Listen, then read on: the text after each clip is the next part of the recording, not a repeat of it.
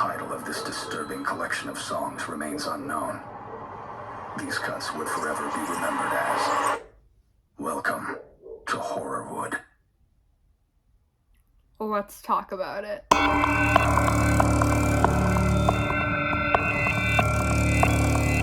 So happy October, everyone. October is probably one of the best months to be a horror fan, but specifically this October more so than anything else. Earlier in the month, we had gotten the trailer for Scream 5, and Halloween Kills came out on October 15th, and as I am filming this, it is October 18th right now. But another amazing piece of horror entertainment for us spooky motherfuckers to love is Ice Nine Kills' second Silver Scream album titled Welcome to Horrorwood. Now, today I am going to be discussing all the songs on the album, talking about them, letting you know my feelings, and I'm going to rank them in order of how I like it, starting from lowest to my top, my number one, and talking about them. So if you haven't listened to the album, I highly suggest listening to it and gathering your own opinions before continuing with this video.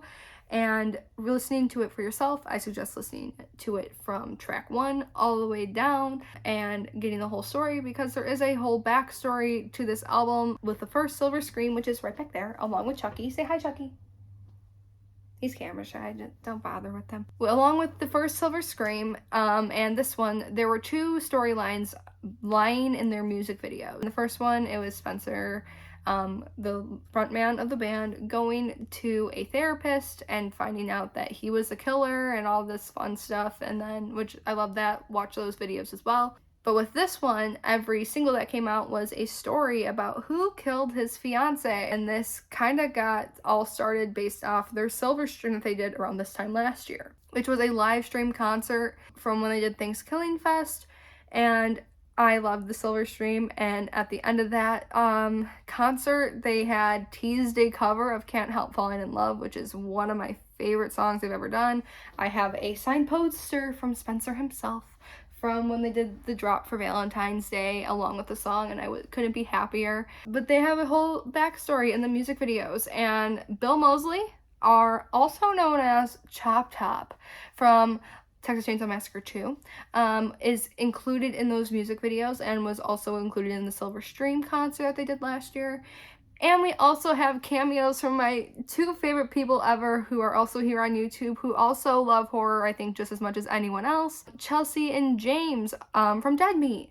And I couldn't tell you how happy I was to see them involved with the video and how, like, they're friends with, like, Spencer and the band. It makes my little spooky horror movie loving heart happy. So let's get into the rankings. Here's a quick disclaimer before we get started. Any of the songs that are at the bottom I don't think are bad songs under any means. They're really good. I still really like them. It's just that there are a lot of really good songs on this album, and some of them just kind of took over. So with that being said, I have to put something at the bottom. Coming in at number 13 is going to be Worst Vacation. I have never seen Hostel. That's what it's based off of. It's based off the movie Hostel. I had never seen the movie, and then so I watched a few ending explain videos about it. Now, mind you, any movie that I haven't seen, I have researched online, watched some videos about it, until I can actually sit down and have the time to watch the movie. So I use Dead Meat and Found Flicks. But with Worst Vacation, I didn't think it was a terrible song. It just wasn't one of my favorites on the album. Kind of just feels there rather than sticking out a lot, which isn't a bad thing because this whole album, like I said, is really cohesive. I don't really have a lot to say on it because I don't know a lot about the movie, so I can't like say, but they included this and this and this. So with that being said, Worst Vacation's at the bottom for me. It's coming in at number 13. Coming in at number 12, which I know might be a little controversial because a lot of people who listen to this album already and like groups, like fan groups that I'm in, really love the song, and I do really love the song. It's just not for me, but I still really like it. I've been listening to it more to try and get myself more into that type of music. Is Take Your Pick. Now, this is just heavy, growling, screaming for the whole thing because Corpse Grinder is featured in the song. So yeah, and Corpse Grinder's voice in the song is very, very very, very nicely melded in with the band, and I think this is the most cohesive feature they've had on the album. It's just very heavy for me, and I'm not a super heavy person, so I'm trying to get into it to try and get into more music like that, because I honestly do like it, and it's super catchy. Also, Dan's guitaring on every single song, you can 100% tell it's Dan. He throws his own little twists on everything, and I fucking love it so much. It is really good. I do like the chorus, once again, even though it's like very heavy, very screamy, very growly. The chorus is catchy. And there's also a hint of acapella in there, because there's one little spot where Spencer sings for a little bit, and then there's like an acapella of the word die. And I'm like, that is interesting. I like it, but it's interesting. Coming in at number 11 is Rainy Day. Now we're going to start getting into the singles that were released for 4 months before the album came out. Rainy Day, I've never seen Resident Evil.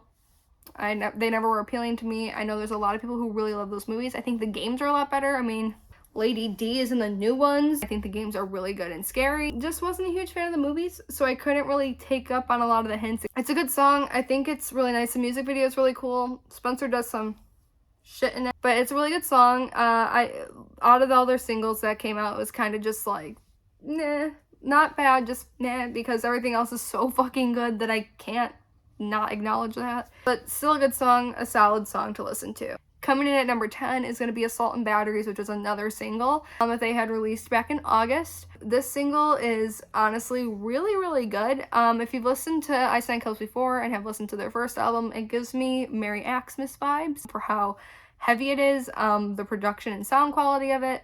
I really do think it has the same vibe as that song.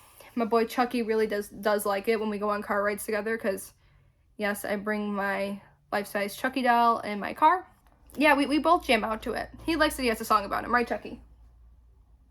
And with Assault and Batteries, they have added little tidbits of, like, references to all of the Child's Play movies, including, like, Bride of Chucky, Seed of Chucky, Cult, and Curse, along with the sadly tragic 2019 one that had came out, which, for me, is just not a good movie.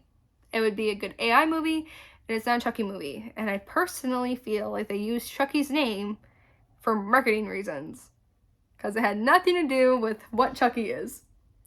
It was just a rogue AI. But don't watch it. It's a waste of time, except for Aubrey Plaza's in it. And that's the only good reason to watch the movie. But even they added a little homage to that with the opening title sequence song in the 2019 Chucky, the na-na-na-na-na, like the kids singing in it. They also have that in this one. It's very similar to the opening title of the 2019. I don't know if that was intentional, but I definitely noticed it. But it's a great song nonetheless. I love it, and I love the chorus. It's, once again, super catchy. And the music video for it is honestly really funny, because seeing the band playing full-size instruments while being on their knees to make themselves look like a little doll, some of the funniest shit. And Spencer just like waddling down a hallway on his knees to look like a doll. That was really good. Coming in at number 9 is Hip to Be Scared, which is based off of American Psycho.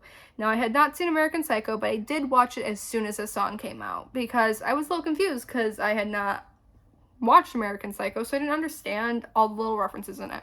So I watched American Psycho, and probably one of the most infamous scenes from that movie is when Patrick Bateman is talking about Huey Lewis in the news and talking about how insane that their sound has changed and all this while playing Hip to Be Square.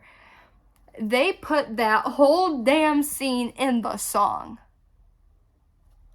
What?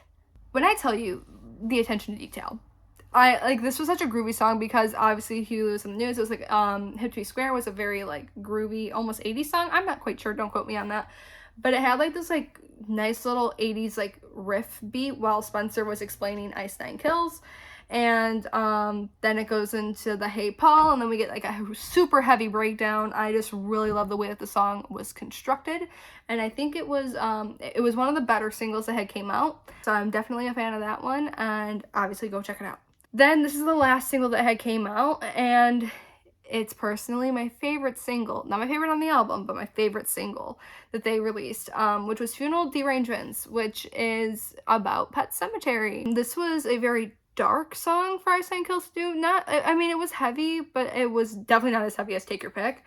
But the subject matter they were singing about and the visual tone of it with the music video, very dark. And I think, and that's one of the things I love about their music videos, they're like little movie productions, and they treat it like that. The quality in it is amazing, the storytelling is amazing. Spencer, the way he like portrays all the main characters in all these different horror movies and really emphasizes and just absorbs that energy that they have, it makes it so much better. And I love the chorus of it. It's very catchy. I hope they played this song live on their second leg of their tour, because I get to go see them on November 24th, so that's cool. I get to meet the band. It's my first time seeing them in concert too. But yeah, Funeral Derangements, really good, really solid song.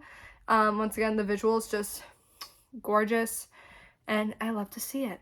So coming in at Funeral Derangements was number 8. So this next one is going to be number 7 on the list, which is Rash Decision. So Rash Decision is a very nice middle ground song. Now the rest of these are not singles. These are all on the album. Rash Decision, I really do like the chorus of this, and this is why it's so higher up on the list for me than some of the others, is the chorus is different every time. It's the same basis, but they do something with like tonal things, the way that they break up the chorus and how they execute it every time, and I love it. There's like a part towards the end of the chorus where Spencer says a line, then all instruments and vocals just drop off, and then they come right back in real quick, and then they continue with the rest of the chorus. I love that part, and I also love the orchestral like singing that they do for it in this part. I've also haven't seen Cabin Fever. I intend on watching it because I want to know what it's about, but without me even knowing anything about the movie, I do think this is a really good song on its own, not knowing the movie. So yeah, that's why that one's number 7. It's a nice middle song. So coming in at number 6 is FLY or Fly, which is based on The Fly, which has the very handsome Jeff Goldblum. I can't help but love this song. I've heard some people not really like it that much, some people loving it. I really do like this song. I think it does Spencer does a really good job when it comes to writing the music or when it comes to singing the music and putting it together, writing it, everything like that, for every single song on this album. But with this one in particular, I feel like he really gets the energy from Jeff Goldblum's character once again. Like, you can almost feel that torment and like losing oneself with this song, and I really, really love that. And that's something I have to say for like all these songs real quick, is that they do an amazing job going from movie to song. Like, I have like specifically talking horror movies, the amount of horror movie remakes that we've had that have just felt and like they were lacking, there was something missing from it, and they just couldn't like be held up to the standard of the original, whether it's because you love the original too much or whether it's because they just didn't do a good job. It's a hard task to please someone with a remake, especially when it's something that you love so much. For a musician to take a story, a visual story, and make it auditory, and you still feel those same things in a 3-minute and 45-second song that it takes you to feel in a 2-hour movie, I think is enough credit to be said on its own. They do an amazing job paying attention to detail and noticing the little things that make people love the franchises of the movies that they are covering and writing songs about, and I think that is an amazing thing that they have, learned. But back to The Fly, I really do think Fly it's more sing-songy rather than heavy, and I do love that. But man, do I love Spencer's singing voice. It is so beautiful, and the way that he uses it for certain songs, and it really shows his vocal range, I do think, like, and the dynamics of what his voice can do. I can't help but love it. So coming in at number 5 is The Box, which is about Hellraiser. So I haven't seen Hellraiser in a very long time, and Hellraiser, I've only seen the first one, because I've heard every single one after that is kind of crappy. But the Box, which is the title of the song, I think was done really, really well. Once again, a very nice mix of heavy and singing, and Spencer's voice in the song is beautiful. It's just carried so well, and I can't help but like love it. And once again, all these choruses from every single song on this album gets stuck in your head.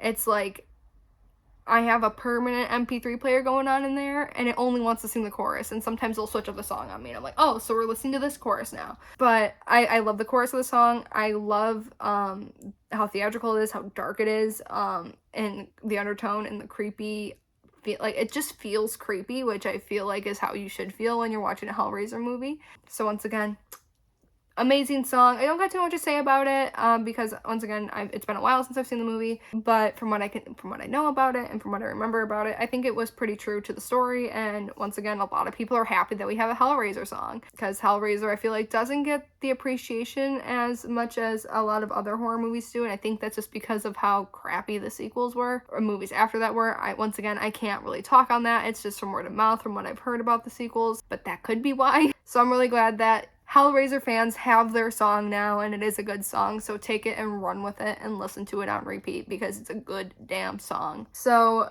coming in at number 4 is the shower scene, which is based off of Alfred Hitchcock's Psycho. And when I tell you the craftsmanship that went into the song, and once again, catchy ass fire chorus, amazing breakdown that involved the in the breakdown. I just felt like that was meant to be there. I was gonna say, if these boys don't use this in that part of the song, it will be a missed opportunity, but they did it. They blew me away.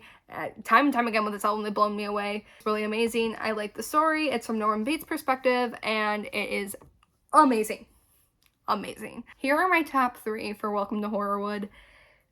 All these songs, it was hard to decipher which was number 1 to number 3, because I love all of these songs so much that I would put them all at number 1. But we're going to start off with number 3, which is Ex Mortis. And for those of you who already know what that is, it's Evil Dead. We got an Evil Dead song, and it's honestly a really, really good song. This sound of this song is not something I would have expected to hear from Ice Nine Kills, though. It sounds like jazzy dad rock, which is this is not a complaint. This is a compliment. I love that it sounds like jazzy dad rock. It sounds like they wrote a song that Ash from the Evil Dead, like from the movie, would listen to. And I feel like it encapsulates the time period that the movie is set in very well, and gives nods to the sequels along with Army of Darkness. And it's just super groovy. Groovy. So I love the song. If you are a huge fan of the Evil Dead, I feel like you would love this song. I feel like it'd be like listening, once again, all these songs like listening to the movies in like a 3-minute version of it. But Ex Mortis, man, it just gives me all the Evil Dead vibes. The original, not the I think it was 2013 remake, which is a lot darker and not as funny. So my number 2 pick is one of my favorite songs. And Spencer, or anyone from the band, if you are watching this, I'm sorry, because I'm a mess. But second of all, please open up the second leg of your tour with this song, because I would love to hear it. And I feel like this song was meant to be played live. It is their title track, Welcome to Horrorwood. I feel like this song was like representative of all the fans and the psychos who love them.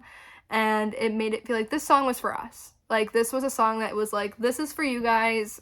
Welcome back. We can't wait to show you what we've done. And it's not based on a horror movie, nothing like that. And the way that this starts is with Spencer just singing.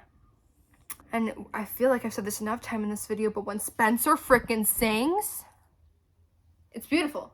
It's like the clouds opened up and God went, yes. I love his singing. I can't, and I want to hear it live. So, like, please, Spencer, do it. Thank you. And that's all I really got to say. That's a song that I want you guys to listen to for yourself. Number 1. And if you listen to the album, you know what number 1 is. And I feel like this is a lot of people's number 1 picks. Number 1 pick for this album is Farewell to Flesh, which is based on none other than Candyman. Now, originally I did think Opening Night, which is on the very first track on the album, which is what played in the beginning of the video, was basically like here is the album.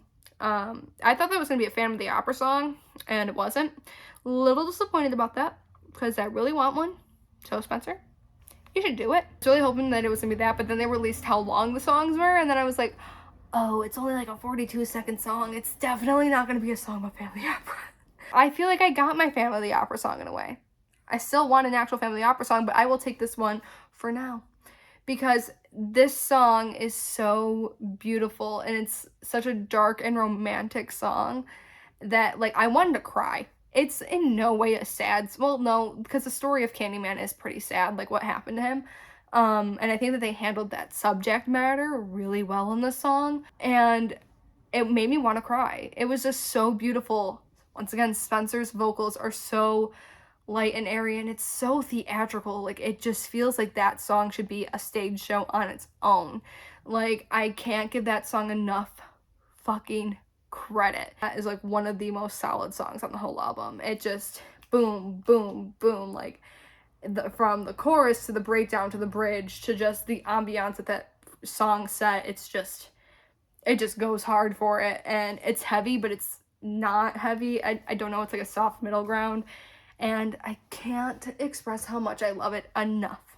So that was my official review of Ice Nine Kills Silver Scream 2 Welcome to Horrorwood. I hope that you guys found this interesting, and let me know where you rank the songs on this album down below. And if you've never heard of this band, I highly suggest checking them out and watching all the music videos that they have produced for this album and even their last one. So I suggest listening to it from number 1 all the way down to number 14 to really get the feel for the album and understand the story, because like I said, there's a backstory to it.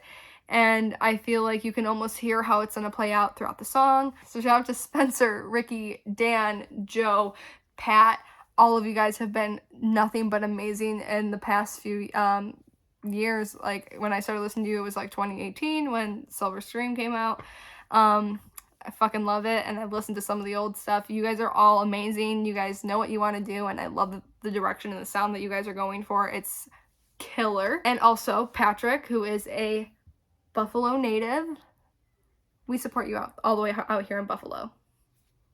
It's good to know that, like, one of the people in one of my favorite bands is a local to my area, so it's like really cool, and I get to see them in my area as well, so it's going to be an awesome concert. I can't wait to tell you guys all about it. But once again, please go check them out, give them some love, give them a follow, listen to them, and become a fan, because who doesn't want a whole album dedicated to horror movies to listen to during spooky season? I feel like that's the only thing you can do. Once again, hope you guys enjoyed this video. I will hopefully be back soon. I want to do some more horror themed stuff. I might talk about the new Halloween, which I have thoughts about. So if you want to hear those thoughts and not lynch me for having those thoughts, let me know down below and we can talk about it at a later date. So I will see you guys very soon, and I'll bring Chucky down to come say hi. Everyone say goodbye to Chucky. Say, oh, your hair's covering your face, buddy. All right. Say bye, Chucky. Bye. We'll see you guys very soon.